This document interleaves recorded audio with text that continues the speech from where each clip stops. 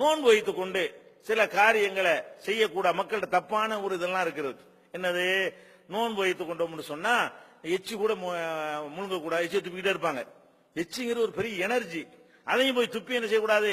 ஏற்கனவே தண்ணி சத்து இல்லாம நம்ம இருக்கிறோம், ஏற்கனவே உணவும் போகாம இருக்கிறது, அதுலயே நம்ம உடம்பு டயர்டா இருக்கிறது. அப்ப இருக்கிற தண்ணீரை உடம்பு அந்த வெப்பத்தை உறிஞ்சிக்கிட்டு இருக்கிற நேரத்துல நம்ம வாட்டு போய் எச்சி துப்பிட்டு இருந்தோம்னு வைங்களேன், அப்ப நமக்கு இன்னும் வீக் ஆயிருவாங்க. எச்சி முழுங்க கூடாதுன்னு மார்க்கத்துல சட்டமே இல்லை. நம்மள்கிட்ட சுரக்கக்கூடியது நம்ம முழுங்கி கொள்ளுற காரணத்தினால நோன்பு முறிக்கவும் செய்யாது, நோன்புடைய தரத்தை எந்த வகையில் என்ன செய்யாது, அது பாதிக்கவும் செய்யாது.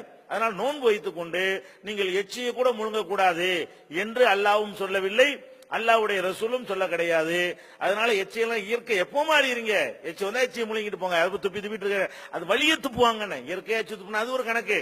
வேணும்னு என்ன செய்வாங்க, காரிக்கார எச்சி துப்பிட்டே இருப்பாங்க, இது இன்னும் உங்களை வீக் ஆக்கிவிடும். இது மார்க்கத்தில் சொல்லாத ஒரு விஷயம் என்பதை நீங்க புரிந்து கொள்ள வேண்டும்.